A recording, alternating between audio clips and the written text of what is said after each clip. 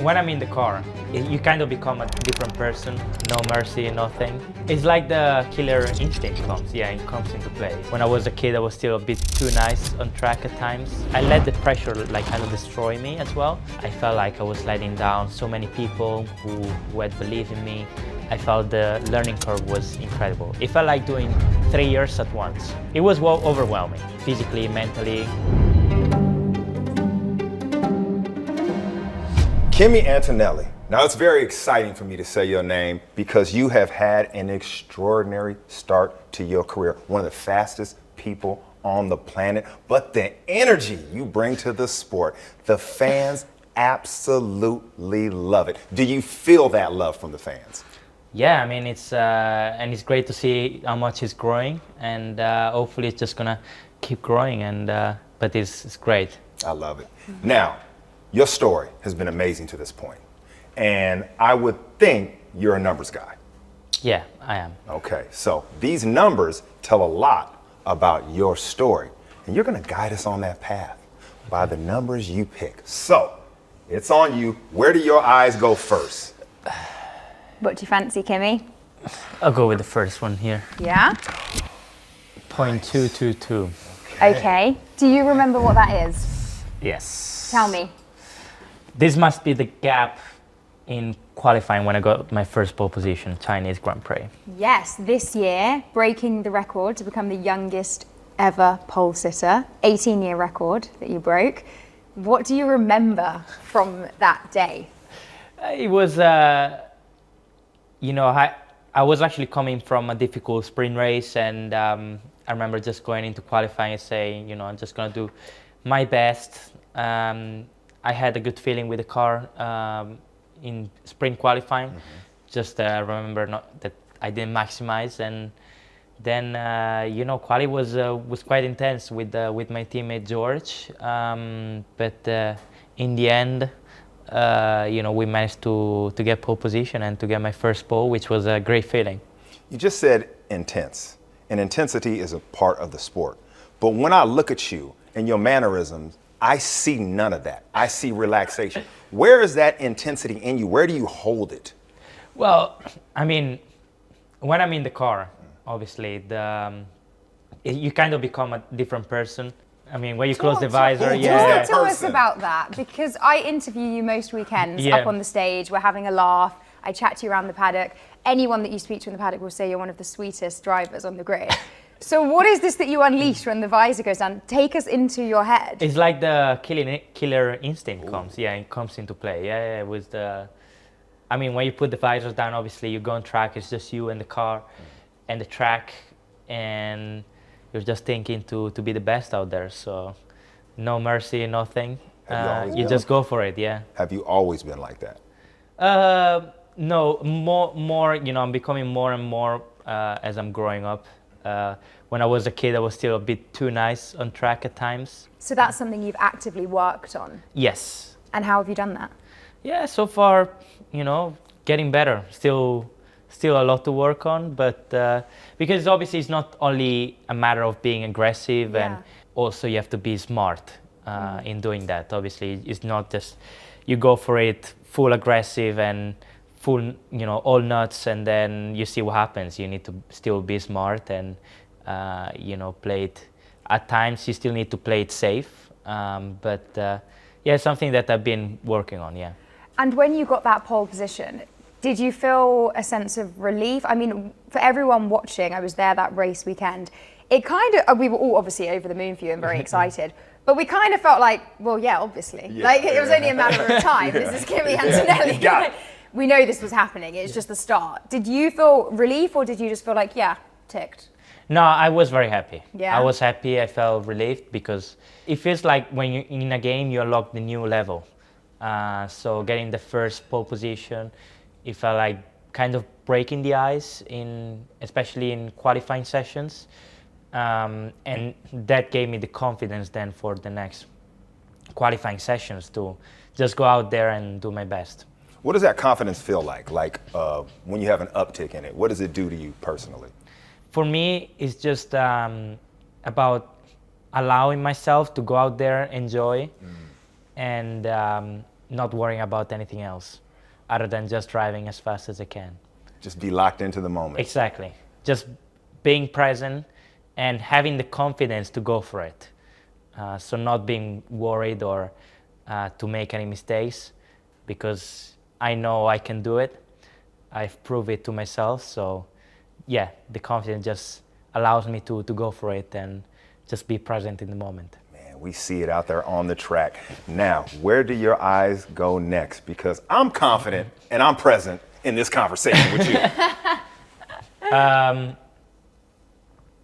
Ooh, 73. Yes. Okay. Interesting. What are your thoughts? What do you think that could be? I don't know. I need a clue. I don't. 73 years since. Oh, Oh! Italian driver. Since Oh the last my Italian God. world champion, Alberto Fresh, he's on it. Ascari. Yeah, of course. Okay. Now, Got it. anyone that knows Formula One knows that in Italy, Formula One is basically a religion. It's serious. What is the pressure that comes with being an Italian Formula One driver? Yeah, I mean, it's. I think it's like in any sport at the highest level, there's always pressure, and of course, being Italian, Italy have been missing an Italian driver for quite a long time, and obviously, also knowing myself because I'm Italian, we know how us Italian we can get very excited and about things, and how expectation can get over the moon. But obviously that comes with a bit of extra pressure. But I've been enjoying. I think what I've been trying to do as well is to embrace the pressure and trying to actually shine under pressure. Well, you've been doing that. Yeah. But I've been embracing. I've been seeing it as a positive thing other than a negative, because I feel like when you're under pressure, it means that you can do something very good, and if you do so, it's very satisfying as well. So yeah, it's been good. You said a word, exciting, and I feel like that's your superpower. In everything you do, you have this enthusiasm, this energy. The fans see it. The Italians see it. You feel it. It has to help you when you're in the car. Because obviously I have a lot of excitement for what I do, because, well, I have the privilege to do what I love to do, what I've been dreaming of, and I also think it's very important to remind myself to also enjoy the weekends, the driving, because although we're in a very professional environment at the highest level, it's still very important to remind yourself to also enjoy, because I feel it's very easy to forget to do that, because you can really be focused in the moment and in what you have to do, and at times I feel like I just feel tense because of that, and I just need to remind myself, to just also enjoy, because it doesn't happen every day to be able to drive the fastest car in the world and to have this opportunity. So yeah, just by reminding myself, I let my body relax a little bit, and then I enjoy more the driving. I feel more the car, so I'm also able to give a more specific feedback to my engineer. So it's just win-win. I love when you're talking to your people and how you celebrate. And I mean, your communication. How are you able to do that at this age? I mean, you just can connect with people. Well, I mean, I've been knowing also the team for quite a long time. So regarding the team, obviously I've already been building the relationship with them. And now it's about, just making it even stronger now that I'm working closely with all of them. But I'm a person that tries to bring positive energy to whoever I'm talking with or having, a relationship with, because it's just who I am. Of course, there will be time that in more difficult time, then maybe I might be a bit more serious. But I always try to stay positive. And even after the difficult weekend in Barcelona, well, where we had the issue, I didn't want to show too much negativity to the team. Instead, I still try to be positive and already moving the focus forward, because of course it's not the time to get bogged down for one bad weekend when you have so many coming up. And so yeah, as a person, I try to bring good energy in the team, try to joke with the team, trying to really include everyone, so mechanics, engineers, also people from catering. So just really trying to involve everyone, and also making them feel that I appreciate everything they do as well. When you do get angry, what does that look like? So I try to keep it for myself, so not try to show it too much. However, I still have some people who I like explode. So then it's just, but it's helpful. It's helpful because I feel like it makes me feel better when I'm able to release the anger in that specific moment. Then I just feel better afterwards, because if I need to hold it inside myself, then it's just bad. Yeah, it's bad. It's like I can even wake up the next day and still being annoyed or angry. So, but I try not to show it too much, especially Good wisdom. Yeah, you're very positive, as you said. You're also quite playful. We see a lot of videos of you pranking members of the team and having these little jokes, which are hilarious. I love it. Do you ever feel a pressure within the sport, though, to not behave like that? Do you ever feel conscious that, oh, maybe people will think I'm being too playful? I mean, we actually love watching it, but within the sport, amongst your competitors, do you ever feel like, oh, maybe I need to... To be fair, no, I haven't. I love that. I haven't really been worrying about that, because, as I said before, is who I am, and I don't see myself as, you know, different person, you know, and also I see the team that is enjoying it, and as long as they're enjoying it is what matters to me. Of course, obviously there's always time to do that. It's not that I can do it just before getting in the car in a race. Putting a cake in someone's So, face yeah, exactly. immediately So before the race. This is the time. Obviously, I try to pick the right time and everything, but it's also is a way to create a bond with the team. Yeah. So yeah, I've been loving it, doing that. I'm loving the bond we're creating with these numbers. I'm telling you, this story is fantastic. Where do your eyes go next? Well, 18. All right, all right. 18. There you go. There you go. What's that one? Well, when I turned 18 and when I got announced. Yes. Yes. Yes, when you joined Formula One of the youngest drivers that we've had in history. Big moment, huge. Talk to us a little bit about that moment where you found out and what on earth was going through your mind. Well, I tell you this story. So it's 2024.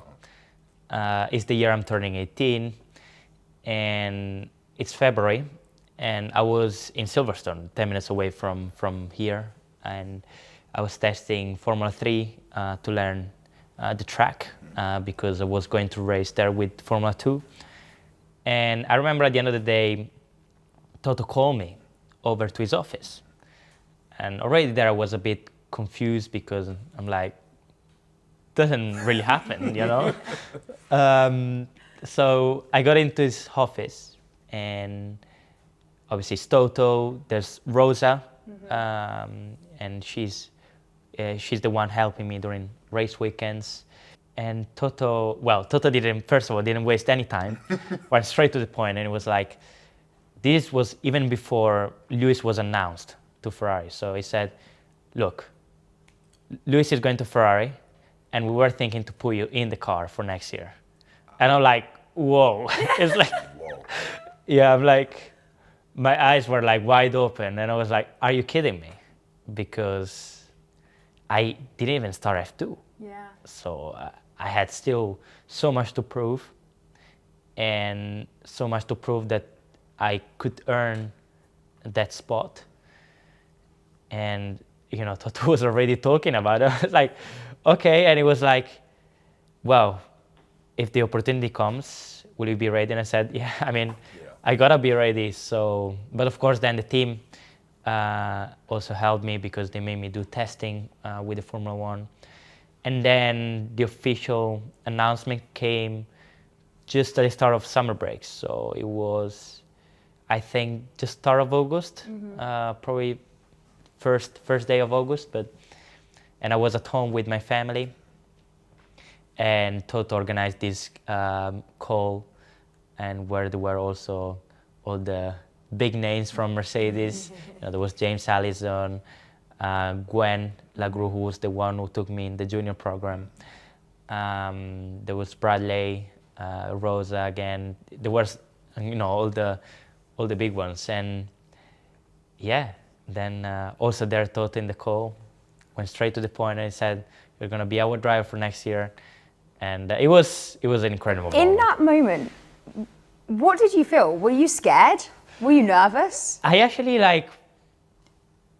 I was extremely happy, but at the same time, it was such a big thing for me that it took me a while to realize. Yeah. It took me a while to realize what has just happened. And I remember laying on this sandbed in the terrace, just staring at the sky because I was just trying to process what has just happened. So yeah, exactly. So I was just staring at the sky. And in my head I was like, what has just happened? Because, I was able to achieve one of my dreams. Yeah. And then obviously my family was there as well. They were in the call. And it was great. It was a great moment to share with them, and to be able to share that moment with them. It was pretty special. You mentioned a lot of names, a lot of people that believed in you, invested in you, took a chance on you. Now you seem so in control, like you're ready for the moment, you're there. It's not overwhelming. But how do you feel?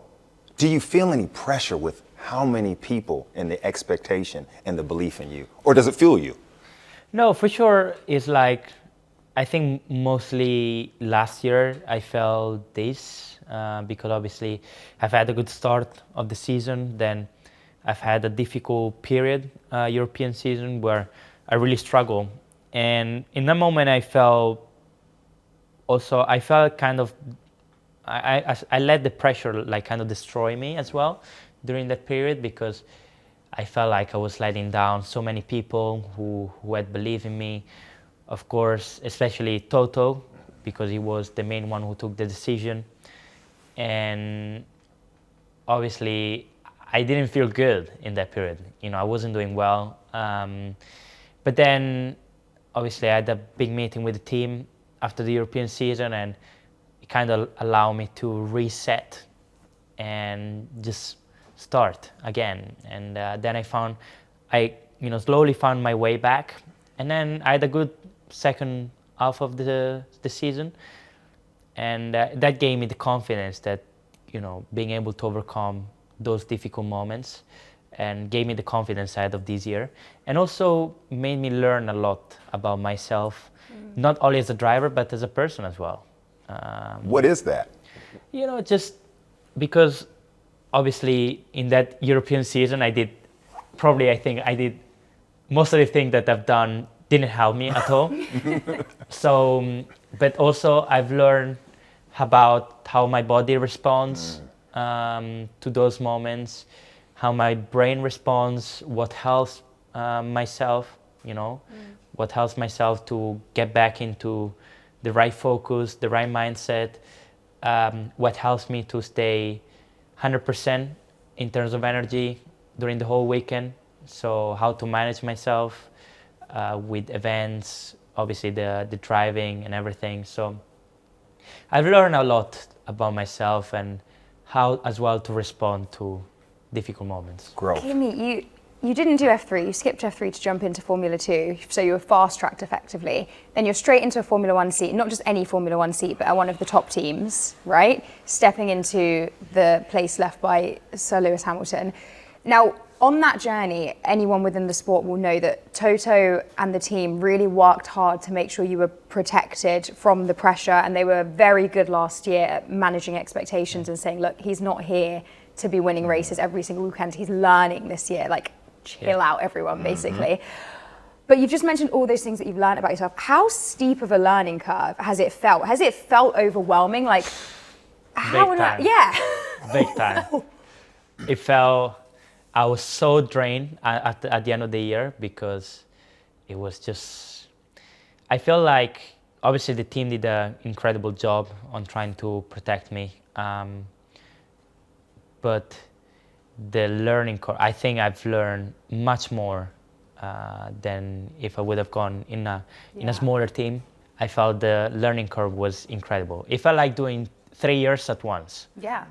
And it was overwhelming, physically, mentally, because I've made so many new experiences as well.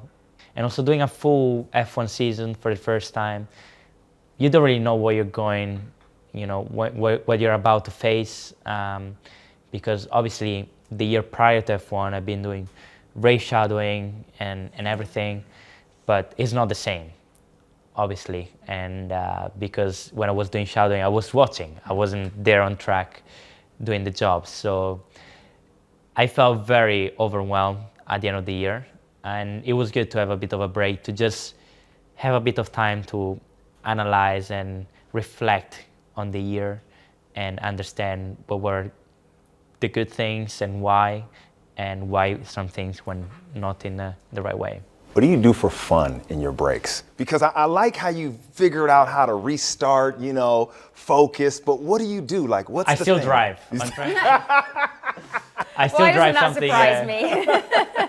But you know, when I go driving, karting, simulator, I find it, you know, it's a way for me to kind of relax as well, because there's no competition.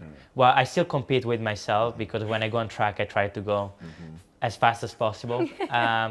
But it's a really nice environment. Usually I'm there with my dad and a couple of friends, so we're just driving around and having fun. And that's a way as well for me that's the best way for me to relax. And then, of course, I also spend time with my friends from my hometown. We still go karting together, but we also like to play bowling, tennis. So Kimi, they must not enjoy going karting with you. You must be rinsing them every single time. no, but they do enjoy. They do enjoy. Imagine. They're passionate. They like the sport. So I still, you know, of course, I still try to stay with them. You know, to pitying them, pitying them, slowing down a little bit. But it's fun. We enjoy. We enjoy. Can I talk to you a little bit about that dynamic with your friends? Because it must be mind-blowing for some of them. I mean, obviously they know you're really talented, but I remember, I think it was Imola, when you brought your My whole class. to My whole the school, track. yeah. 25. You brought your whole You brought his class? whole Yeah. class to track They with him. loved it, didn't they? It was Yeah. the most wholesome thing That is cool. ever. But I mean, imagine that your classmate is a Formula One driver and he's like, oh, just come for the weekend Oh, and see man. behind the scenes. What is that dynamic like away from track, where you do go home and you have, you know, your same friendship group from school, and, you know, they're all still studying, I imagine, and living a normal life, and you're just popping in and out from this crazy Formula One world? Yeah, I mean, for sure, is for them is, you know, they had to adapt as well. But it's been great, because I have like this, you know, few friends that are very close from school, and that they're passionate. They love the sport, and they're always very supportive. So I really enjoy being with them. But yeah, not gonna lie, they had to adapt as well, because obviously suddenly I'm in Formula One, schedule changes massively. I'm barely home. So also for them, it was difficult. You know, it's difficult to see me. Yeah, going back to Imola, it was really cool to bring my whole class. And I really wanted to do that as well, to show them my world. Yeah. Because obviously they were used to see it on TV, but just seeing the practice, the race, qualifying. But they were not used to see what is going on behind Right. during the race weekend. So I just wanted to show them in my world what is going behind, all the preparation as well prior to the start of the weekend. So just to give them an idea of what I do other than just driving. Right. But it was very cool, and they all really enjoyed the experience. And we are enjoying you showing us your world. Continue on the journey, my This, friend. I wonder what this could be. I think this is the easiest of them all. Yes. Okay. Tell us, what is this, Kimi? It's my racing number. Of course, it's your racing number. I love that number. You like? That's my college number. Is Really? it? Oh. That's my favorite number. Really? Hey, when I see you next, remember this. Yeah. Okay. All right. Yeah. This is a bond now. Yeah. This is real. No, that's good. Yeah. I like that a lot. Why 12? Well, because of my racing idol, Ayrton Senna. Okay. Because he raced with the number 12. He won his first world championship with number 12, and he's like my inspiration in motorsport. And then also in my first single-seater, when in junior series was my first number, and ever since I used it. I couldn't use it in F2 because it goes by championship order from previous year. Okay. But yeah, as soon in Formula One, as soon as I had the chance, I put it on the car. When you get in the car and you see that number, what does it do for you? Yeah, I mean it's Like, it's cool. Yeah, it gives good feelings. Yeah. Yeah. it just, you can feel it. Yeah, exactly. And yeah, to be fair, I love walking in the garage before a session, giving a look at the car, the number, everything. It just gives you, I don't know, at times still gives you goosebumps. Yeah. Because it's like, also the car is just so beautiful. Yeah, And, that's true. So, and you're like, oh man, I'm about to be driving this car with this number on track, and it just gives you a great feeling before the session. Kimi, to step into a Formula One garage at your age and to look at your car carrying your number, but also Ayrton Senna's number, I just can't even comprehend how that must feel at your age, because you're so mature for your age, Yeah. of course, and you've had to mature quickly, but do you just pinch yourself? Like, how do you center yourself? I mean, number 12 in your Yeah. car, Kimi. Yeah, I mean, it's just, I think also this year I've been able to appreciate more, because as I said before, last year was, overwhelming at times. And so this year, every time I walk in the garage, I have a big smile on my face because, again, just seeing the car, seeing the number 12, also the history of number 12, and just, makes me super happy and wanted me to, once going on track, to really do my best. You know what I hear when you talk? Respect. Yeah. Like you respect so much. The number, where it came from, the car, the sport, people. Is this just how you were raised? Is this just who you are? Yes, and that's what my parents taught me since a very young age. To always be humble, always stay grounded, no matter the success, no matter the situation. But yeah, and always to have respect for people, especially for people who work as well with you. I have massive respect at the end for everyone. As I have massive respect for you, for both of you. So, because I think, no matter what you do in life, I shouldn't be thinking because I'm an F1 driver I'm better than anyone else, than someone else. So, because everyone is good at what they do. I'm good at driving, but I probably wouldn't. I'm not good at doing football. Also, I don't think but also I'm not as good as you at interviewing. She is good, isn't she? Yeah. So Stop it, guys. Thank you. but it's the truth. So you shouldn't. I never like thought because I'm an F1 driver, I'm better than someone else. So who is doing a different job, and that's what my parents taught me. And I have a massive respect as well for the team, for the mechanics, the engineer, because people see us driving on track, but these guys, they work as hard or even harder, because the mechanics, they go on track already 2 days before us. They work non-stop.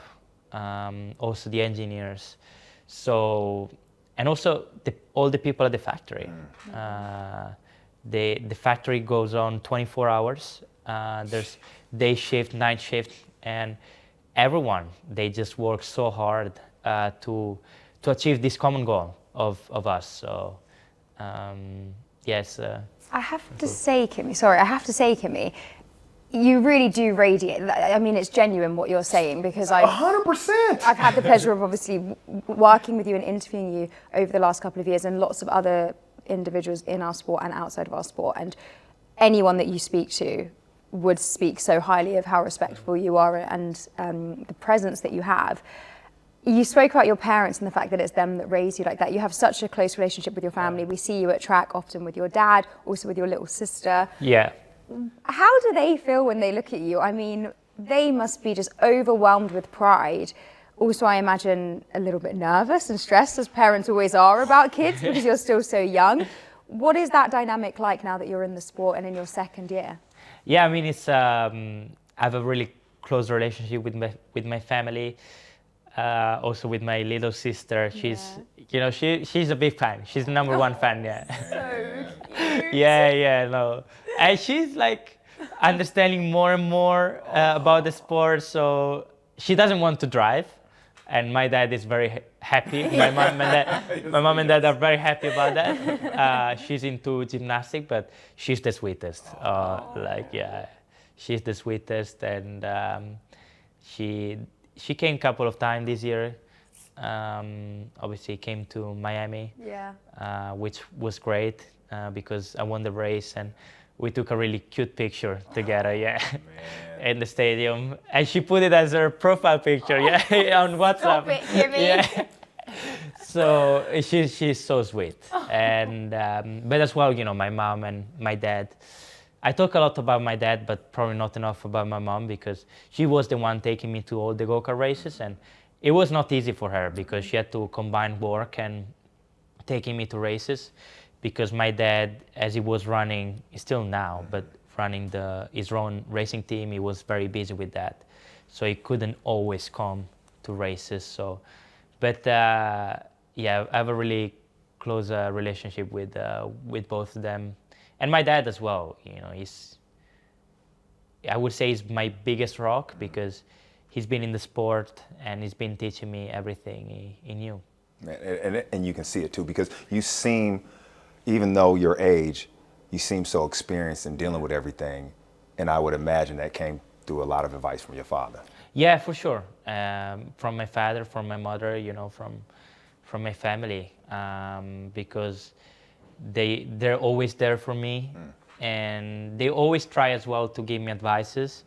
Now, not so much about race. I mean, my dad doesn't give me as many advices about racing, but they mostly now giving me advices about life, how to also deal with situations, motorsport, life in general. And also they try to steer me in the right direction when they see that I might be losing a little bit of focus. So when they need to be hard, they're still hard. Still mom and dad. Still mom and dad, yeah. You've been steering this conversation in the right direction, my friend. I'll tell you that. And now it is time to bring it. Bring your number. A number that's important to you, and let's break it down and complete the story. Okay. Tell us more. Yeah. Tell us more, 101. So this is the number I had in my last year of karting. And this was the number of the comeback. Also, this a friend of mine told me. We were in the bus flying to this race, and I was using this number for the European Championship. And he said, you know what, when I see this number, what it means for me? It means first or first.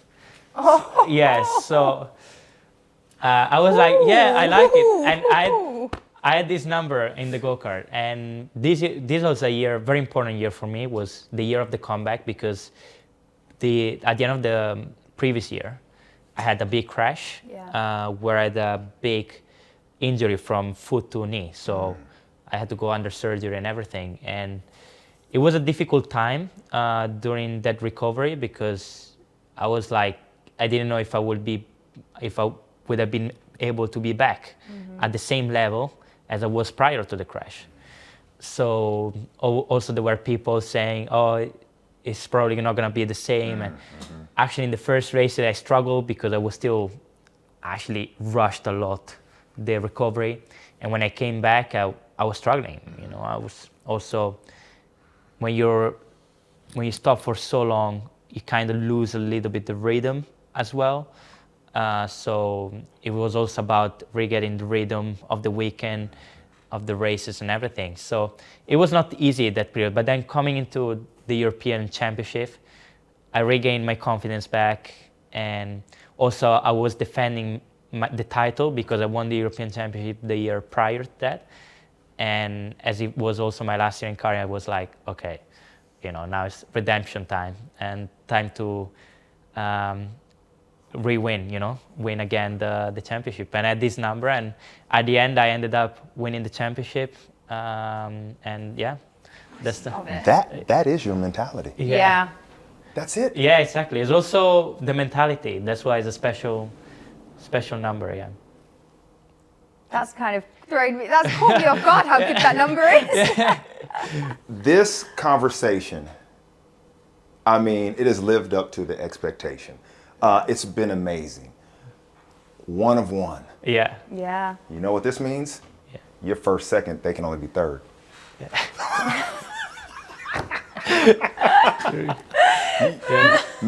You brought it with this number. Yeah. I mean, you really brought it. Such a great conversation. I mean, we've learned so much about you. I hope you've learned more about yourself. Your story is excellent, man. Yeah. Thank you so much. Is. As a fan, everybody loves you, and it's because it's energy you bring. Like you said, you know him. He came in here. The respect was high. We felt it. It's real. You talked about it. Keep this up, man. Yeah. Thank you so much. Don't change. No, never. Always be yourself. All right. If I ever send you an email too, please respond. I'll go through the right people, but We can exchange numbers. Really? Don't get him too excited. Don't get him too excited, Kimi. It's going to be calling you daily. Kimmy, thank you very much, man. Appreciate it. No, thank you so much. Kimi. Thank you. Thank That's your story, buddy. That's the number. That's it, man. Yeah. The numbers told it. I'm absolutely starstruck, amazed, huge fan. But I felt like this young man taught me more than I could teach him. Yeah. I thought it was incredible to hear him being so open. I mean, he is very open anyway. We see it in our sport. We've seen him in interviews where he's, you know, had a tough day and he's been very emotional. It's been really difficult to watch. But there was something about hearing the emotion, knowing that he's in a good place right now and being in that reflective state and being able to also look back and say, yeah, last year was tough. Yeah, really. Last year was tough. I got to the end of the year and That's exhausted. Yeah. The thing I love about listening to him break down his story through these numbers is what you have to do and how you have to evolve when you're young and you're achieving a lot and whatever you do, right? You need to grow. You need to understand how you work, what works well for you. You need to evolve as a student of the game. He's doing that. The respect he has for others, how he treats people, no matter what happens, no matter the success he obtains, that won't change. That's who he is. He told us that. And he realizes how he should treat people. And I believe because of that, people will do so much for him throughout his career. 100%. There is no lack of authenticity in what he was saying. You can tell, as you said, that is who he is as a person.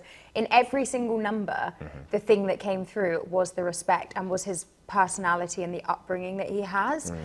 And I just think it's something so special. I mean, I said to you before we even recorded with him how highly I spoke of him. You did. And I said he is a lovely, lovely person. You're right. And he's genuine. Yeah. And that's exactly what he was with us. And he was open and he was honest about this crazy roller coaster journey. I don't What a think we roller can coaster. wrap our heads around it. No. He's 19. He's 19. Dealing He's with- still a teen. Dealing with all this pressure. I love how you brought up him bringing his classmates, you know, how cool the connection. You know what's wild though in all this? The respect he Yes. has for the cars. Yes. Okay? The respect. But when he gets in that car, he is a savage. But isn't it hard to even imagine when he Yes. sits there as the sweetest, most polite, respectful young man, but he's obviously not lying because we've seen it out on track. He's fierce. It's not a game. No. When he gets in there, he respects it. It's serious. What do you do for fun? I love to race. Yeah. I want to go fast. Yeah. I enjoy it. You know, I'm competing. And he said something that I really enjoyed. And I learned this in my career early on. You got to compete against yourself. Yes. You worry about making yourself better. You can't count everybody else's time. Well, he didn't mention any competitors in that conversation. You see? Think about that. We didn't actually speak about any competitors. He's locked in on him Yeah. because that's what you can control. Yeah. And to learn that and understand that at the age he is now, Yeah. if he just sticks with that, the ups and downs, you know this sport better than me, that these drivers go through, you have to be a stalwart and understand how you are and your emotions to get through those. And if you focus on yourself, you got a chance. And when he brought this number, I mean, it did actually leave me speechless. Yep. The meaning behind it and the first, 101, that's his mindset. That sums up everything. He can be the nice guy, he can be polite, he can be respectful, he can be this great person he is out of the car, but centrally, it's first or first, end of. He told us. End of. He said, this is what it is. Yeah. This is what matters. Yeah. This is who I am. I'm going to be nice. were like- I'm going to respect, but this is what drives Yeah. me. Kimi Kimi Antonelli. What a future he's got. It's going to be great to watch. In my first ever race for Mercedes, I've still got the scars on my No. hips. I jumped in the car on the Wednesday to see if I fit. I did not. You can't make any excuses. It's your moment, though. Yeah, I'm driving. Like, no matter what, I am driving this weekend. As an athlete, I'm really into this. When do you know you're in the flow state? What does it feel like? That is arguably the most amount of adrenaline I've ever felt in my life. Really? Probably my greatest ever performance, I would say, was that lap.